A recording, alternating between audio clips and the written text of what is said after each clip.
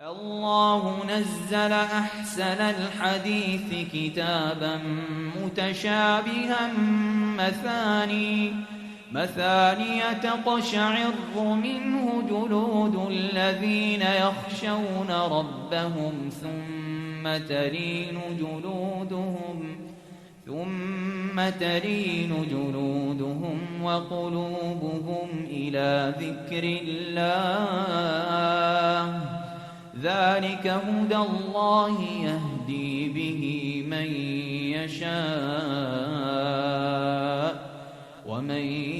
يضلل الله فما له من هاد إن الحمد لله نحمده ونستعينه ونستغفره ونعوذ بالله من شرور أنفسنا وسيئات أعمالنا من يهده الله فلا مضل له ومن يضلل فلا هادي له وأشهد أن لا إله إلا الله وحده لا شريك له وأشهد أن محمدا عبده ورسوله أما بعد فإن خير الحديث كتاب الله وخير الهدي هدي محمد صلى الله عليه وآله وسلم وشر الأمور محدثاتها وكل محدثة بدعة وكل بدعة ضلالة وكل ضلالة في النار أعوذ بالله من الشيطان الرجيم قد أفلح المؤمنون الذين هم في صلاتهم خاشعون وقال رسول الله صلى الله عليه وسلم بني الإسلام على خمس شهادة أن لا إله إلا الله وأن محمد رسول الله وإقام الصلاة وإيتاء الزكاة وصوم رمضان وحج بيت الله الحرام أو كما قال صلى الله عليه وآله وسلم قدرمنو مسلمانانو مؤمنانو ورونو مشرانو کشرانو مشاهدینو مستمعینو السلام علیکم ورحمة الله وبرکاته. دا درس دی تیر درس د پاره تتمه ده. مونږ د صلاة المریض د بیمار د لمانځه څه مسایل او فضایل ذکر کړه. په دې درس کې به د مریض او د بیمار د لمانځه طریقه او کیفیت به ذکر کوو. چې کله مسلمان په یو وخت کې د لمانځه نه معاف نه دی، مونځ به کوي. ځکه الله سبحانه وتعالی په قرآن کریم کې په لمانځه باندې حکم کړی، امر کړی اقیم الصلاة، مونځ قائم کړئ. او دا د مؤمنانو د اوچتو صفتونو نه یو صفت هغه د لمونځ کول دی، 5 وخته او بیا په جماعت سره، او بیا د دې لمانځه پوره اهتمام او خیال ساتل. که هغه د لمانځه ډانچه وي، که په لمانځه کې فرایض وي، شرایط وي، واجبات وي، مستحبات وي، سنن وي، قولی فعلی، او بیا د لمانځه مکروهات مفسدات، د هغې هم پوره لحاظ ساتل چې دا ټول مسایل باید دی درک کړي. د بیمار دپاره الله سبحانه وتعالی مونځ نه ده معاف کړی، مونځ به کوي، خو په څه شان به یې کوي؟ نو د هغه دپاره د عمران ابن حسین رضی الله تعالی عنه حدیث دی. پیغمبر علیه السلام فرمایلی دی چې صلی قائما، اول خو مونځ کوه په ولاړه، چې کله قدرت لرې، توان لرې، صحت مند یې، مونځ به په ولاړه کوي، او که چیرې په ولاړه نشي کولی، بیماري، فإن لم تستطع فصل قاعدا، نو بیا مونځ خو به کوي خو په ناسته به یې کوي، ځکه د قیام قدرت نه لري، صحت دې ټیک نه دی، مریض بیا په ناسته کوه. فإن لم تستطع، خو په ناسته هم نشي کولی، نو بیا فصل علی جام، بیا په دې کوم اړخ پروت یې په دې باندې کوه. بلکې په یو روایت کې دا هم راځي چې فإن لم تستطع فمستلقیا، نو چې کله ته مونځ نه په ولاړه کولی شي نه یې په ناسته کولی شي، نو بیا به همداسې ستوني ستا او پرېوتی په کټ کې، په بستر کې یا په اسپتال کې او په کټ باندې پروت یې بیډ باندې، نو په دې وخت کې به مونځ دقه شانته کوي. حدیث کې راځي لا یکلف الله نفسا الا وسعها، ځکه الله وی فرمایلی دي چې تکلیف الله هغه نفس نه نه ورکوي مګر هم د هغه د وس مطابق. نو علماء کرام، محدثین، فقها، د اسلامي امت غښتلي علما، هغوی دا فتوا ده چې یو سړی اپریشن یې کړی دی، مونځ به خامخا کوي او داسې قبلې ته به یې کټ برابر کړي، که نه برابر یې نه شو خوځېدلی، نو همغه حالت کې چې دی پروت دی دا به مونځ کوي، په زړه سره به یې کوي، که خوله یې نه خوځېدله، تر دې که دی په وینو کې لطپت وي او په هر حالت کې دا به په دې وخت کې مونځ کوي، نه به یې پرېږدي. ځکه صلات خوف دا هم دغه لمونځونو نه دی چې عذر لرونکي وي. د خوف په حالت کې مونځ معاف نه دی، تر دې چې د جنگ حالت دی او دشمن دی مقابل ته ولاړ دی، په دغه وخت کې الله سبحانه وتعالی مونځ فرض کړی، مونځ به کوي. لکه پیغمبر علیه السلام چې کله د جنگ په حالت کې نو پیغمبر علیه السلام جمع ته مخکې شو، صحابه دوه ډلې شو، یوې ډله د دشمن سره مقابله کوله، مخامخ کې ودرېده، او یو ډله راغلی پیغمبر علیه السلام پسې مونځ وکړه، او بیا دا ډله لاړه، هغه بله ډله راغله، بل رکعت یې پیغمبر اسلام سره وکړه او یو یې ځان له وکړه. بیا د صلات خوف په باره کې آیتونه هم دي او بیا د دې ګڼ شمېر صورتونه دي. المهم مریض به مونځ کوي، په هر حالت کې به یې کوي او خامخا به یې کوي. نو دې وجې نه په کومو صفاتو سره به یې کوي؟ یو خو به په قیام حالت، که دا نشي کولی د ناستې په حالت، که دا هم نشي کولی د سملاستې په حالت، که دا هم نشي کولی، نو بیا چې په کوم حالت کې دی پروت وي نو په هغه حالت کې به دی مونځ کوي. ځکه یو حدیث کې راځي صل علی الارض، دی مونځ به کوي اگر که په ځمکه پروت وي، والا او که داسې هم نشي کولی چې رکوع سجده وکړي، نو بیا فاومئ ماء، او بیا به په اشاره وکړي واجعل سجودک اخفض من رکوعک، او سجده به دې لږ ډېره ښکته په نسبت د رکوع، خو مونځ به ته نه خوشي کوي. د دې وجې نه قدرمنو مسلمانانو د مریض لپاره ډېر زیات احکام دي، مسایل دي او مرضونه هم ډېر قسمونه دي. د دې وجې نه مونځ به په هیڅ حالت کې مسلمان مؤمن هغه نه پرېږدي، او مسلمان مؤمن هغه باید د مانځه پابند وي، او تر دې پورې چې مونځ چې کله بیماري سخته شي نو جمعه بین الظهر والعصر، ماسپښین او مازدیګر مونځ یو ځای وکړي، او دارنګه الجمع بین المغرب والعشاء په یو وخت کې دې وکړي. دا د مسلمان دپاره الله سبحانه وتعالی جایز کړی، او پیغمبر علیه السلام هغه په احادیثو کې د دې ذکر کړی. نو په داسې مسایلو باندې علم راوړل هغه ضروري دي. او بله مسله چې هغه مسله د سفر دی د مسافر دی دا د عذر لرونکو د لمونځونو نه یو عذر دی چې مخکې مونږه هغه سفر هم تقسیم کړی چې کله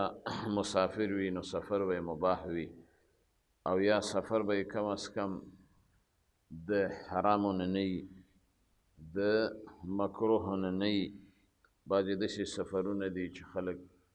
هغه په حرامو پسې سفرې کوي شپې ورځې تیروي او شراب او داسې قطاع طریق او داسې سفر بغیر د محرم دا ټول په دې سفر د حرام کې راځي داسې سفر به نه وي بلکې کم از کم مباح سفر د تجارت دپاره یا هغه مستحب سفر د حج او د عمرې چې نفلي وي یا هغه وجوبي سفر لکه د مثال په طور یو سړی حج ته ځي او عمرې ته ځي الله پرې لازمي کړي یا جهاد ته ځي او جهاد پرې فرض وي نو په دغسې وخت کې د سفر مسافه هغه علماو 8 کیلومتره ښودلی او 4 رکعتې لمونځ به هغه دی 2 رکعته کوي او که چیرې یو کس نیت وکړه چې زه به په یو ځای کې اوسېږم زیات د 4 ورځو نه نو دی به بیا پوره لمونځ کوي او که د 4 ورځو او د دې نه کم په دې کې نیت کړي نو دی به بیا په دې وخت کې مسافرانه لمونځ کوي او دارنګه روژه هم پکې خوړلی شي او بیا د دې سفر په باره کې نبی کریم صلی الله علیه وسلم دام فرمایلی دي چې دا قطعة من نار دا د جهنم د اور نه یوه ټوکړه ده چې یو سړی د کوره مسافر شي نو خپل ضروریات دې رفع کړي او نور دې خپل هغه اهل بیت او کور ته واپس کیږي نو د سفر په وخت کې چې کله څوک مسافر شي نو قصر دا غوره دی په نسبت د اتمام سره اگر که عثمان ابن عفان په مینا کې هغه اتمام کړی خدا د هغه خپل اجتهاد او بیا په دې کې مداومت نه ده کړی همیشوالی نه ده کړی چې د همیشه به اتمام کړي که چا د سفر په حالت کې لمونځ مسافرانه نه کو او پوره یې کو نو موږ دا نه وایو چې مونځ یې نه کېږي بلکې مونځ یې صحیح ده خو البته غوره او بهتر نه ده نو د دې وجې نه د صلات المسافر په باره کې په دې مسله کې د لمونځ هغه 4 صورتونه لري د آیت ساتئ یو صلات هغه د سفر دی په سفر کې مونځ مسافرانه او خپل مسافر نو په دې کې یقصر دی به مونځ څه کوي په قصر سره کوي 4 رکعتې به 2 رکعته کوي راتب هغه سنت چې د ماسپښین نه مخکې 4 رکعته وروسته 2 رکعته او دغه شانته د ماښام نه وروسته 2 رکعته د ماخستن نه وروسته 2 رکعته او دغه شانته د مازدیګر نه مخکې په یو حدیث کې 4 رکعته نو دغه راتب سنت چې هغه ته ویل کېږي دا په دې مسافر باندې نشته اما نوافل کولی شي دویم صورت هغه صلات د حصر دی او په حضر کې څه معنا دا ده چې ته مونځ کوې مقیم وي مسافر نه نو بیا به ته په دې وخت کې خامخا پوره مونځ کوې دا نه چې ته ووایې چې 4 رکعته 2 رکعته کوم او سنت نه کوم دریم صورت صلات د سفر دی او دا په حضر کې معنا دا ده چې تا نه په مسافرۍ کې مونځ پاتې شوی او راغلی مقیم شوی نو ته به اقا د قصر مونځ کوې چې تا نه هغه مونځونه په قصر کې پاتې شوي دي قصري به کوې په حالت د اقامت کې علی القول الصحیح څلورم صورت هغه دا دی چې صلات د سفر د حضر چې ته مقیم وي او تا نه مونځ پاتې شوی او ایسته په سفر شوې نو ته به په دې وخت کې هغه مونځونه چې پوره مونځونه دي هغه به ته په سفر کې ادا کوې. نو په داسې مسایلو باندې علم راوړل دا ډېر ضروري دي قدرمنو، او دا زمونږ او ستاسو دین دی چې په دین مونږ او تاسو عمل ونه کړو نو بیا به کله کوو. د دې وجې نه من یرید الله به خیرا یفقهه فی الدین، الله سبحانه وتعالی چې چاله اراده د خیر وکړي فقاهت په دین کې ورکړي. د دې وجې نه حدیث کې راځي چې الله سبحانه وتعالی یو چاله فقاهت په دین کې ورکړه نو دله الله ډېر خیر ورکړه. یؤتی الحکمة من یشاء ومن یؤت الحکمة فقد اوتی خیرا کثیرا. الله سبحانه وتعالی وایي چاله چې الله حکمت ورکړه، پوهه په دین کې ورکړه، پوه دې شي دا کس چې الله دله ډېر خیر کثیر ورکړه. نن دنیا ته مو خوشحالیږو او جاه و جلال و منصب ته خوشحالیږو او دین ته هغه اندازه نه خوشحالیږو. باید موږ په دین خوشحالي ښکاره کړو، ځکه په دې دین کې د دنیا او د آخرت ګټې دي، د الله رضا ده، د جنت حصول دی او مطمئنه زندگی ده. نو ځکه په باب د نوافلو کې په سفر کې هغه باید همیشه مسلمان مؤمن نوافل وکړي او نوافلو نه منع په سفر کې نشته. د دې دا معنا نه ده چې راتب سنت نه کوي نو نوافل به ته نشي کولی، نه، په سفر کې نوافل وکړه. د نوافلو نه علاوه د سحر سنت او وتر دام پیغمبر علیه السلام نه په سفر کې پرېښي او نه په حضر کې پرېښي، ځکه یو حدیث کې راځي چې د سحر سنت که د اس د خپل لاندې هم شي هغه ګوره پرې نه ږدئ. ځکه پیغمبر علیه السلام په دور کې چې کله به فرض مونځ جمع ولاړه صحابي راغی نو هغه فرض مونځ سره ودرېده او بیا د فرض لمانځه نه بعد متصل د سحر سنت 2 رکعته وکړه. نو د الله نبي رد یې ونه کړ، نو دا یو قسم ته جواز لري. او کله چې د سحر جمع ولاړې او یو کس سنت نه یې کړي مسجد ته راسي جمع ولاړې نو دې وخت کې به دی سنت نه ادا کوي، ځکه نبي کریم صلی الله علیه وسلم حدیث دی لا صلاة لمن لا صلاة اذا اقیمت الصلاة، چې کله اقامت د لمانځه دپاره وویل شي نو لا صلاة په دې وخت کې بل مونځ نشته مګر هم عقل مونځ دی چې کوم هغه فرض مونځ دی جمع ده ولاړه ده نو په دې وخت کې به جمع سره ودرېږي. دې وجې نه ډېر خلک په دې کې پرېوتي دي، په دې غلطۍ کې جمع د سهار ولاړی نو دی دننه په جومات کې په سنت ودرېږي او یا بعضې لږ شاته ودرېږي، بعضې د مسجد نه بهر ودرېږي. دا ټولې خبرې غلطې دي، بلکې د سهار سنت چې تا نه قضا شي او پاتې شوي او جمع ولاړی نو ته باید په دې وخت کې فرض مونځ کې اشتراک وکړي او بیا چې فرض مونځ د سهار وشو نو بیا دواړه طریقې تاله جایز دي، متصل په جومات کې پاسه 2 رکعته سنت وکړه او یا د لمر د ختلو نه وروسته هم په دې وخت کې کولی شي. پاتې شو دا خبره چې وتر دام پیغمبر علیه السلام په سفر کې هم کړي په حضر کې هم کړي او دا د جمهور علماو په نس وتر سنت دي او د احنافو په نس باندې دا واجب دی. او بیا هغه وتر هغه په 1 رکعت هم شته، په 3 رکعت هم شته، 5 رکعت هم شته، 7 رکعت هم شته او 9 رکعت هم شته. او بیا په 3 رکعته کې 2 طریقې دي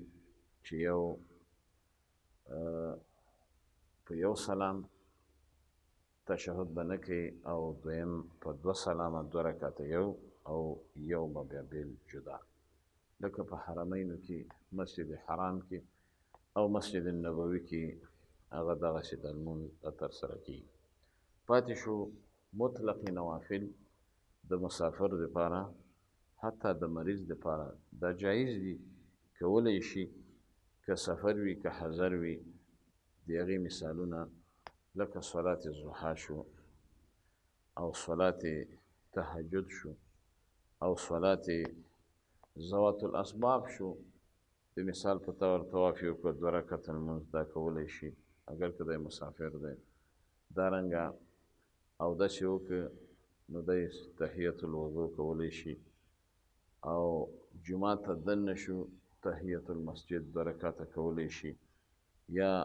کسوف خسوف لمر تندر نیولی او سپوږمۍ تندر نیولی، نو په دې وخت کې دی 2 رکعته لمونځ هغه ادا کولی شي. ځکه حدیث کې راځي چې فرض خو به خامخا کوې، دا د الله د طرفه په تا لازمي دي، اما نوافلو باندې الله ته تقرب حاصلېږي. د دې وجې نه یو حدیث کې راځي چې کله قیامت شي نو د بنده د لمونځونو محاسبه به ورسره وشي، او بیا به یې فرض لمونځونه خلاص شي. بیا به الله سبحانه وتعالی ملایکو ته ووایي چې د ده څه نوافل کوي، هغه نوافل هم تاسې په فرضو کې حساب کوي. نو د دې وجې نه نوافل ادا کول پکار وي. الله سبحانه وتعالی دې موږ او تاسو ته د نوافلو، د فرایضو، او د دې د لمونځونو که هغه صلات مریض دی، که هغه صلات مسافر دی، که هغه صلات خوف دی، د دې ټولو د احکامو د مسایلو توفیق هغه موږ له نصیب کړي، او الله سبحانه وتعالی د فقاهت موږ او تاسو ته راکړي په دین باندې، چې د دې حدیث مصداق وګرځو: ومن یرد الله به خیرا یفقهه فی الدین. الله جل جلاله دې زموږ او ستاسو ټولو نه راضي شي. نورم په لوی الله جل جلاله سپارم تر بلې حلقې پورې. فی امان الله، والسلام علیکم ورحمة الله وبرکاته. الله نزل أحسن الحديث كتابا متشابها مثاني تقشعر منه جلود الذين يخشون ربهم ثم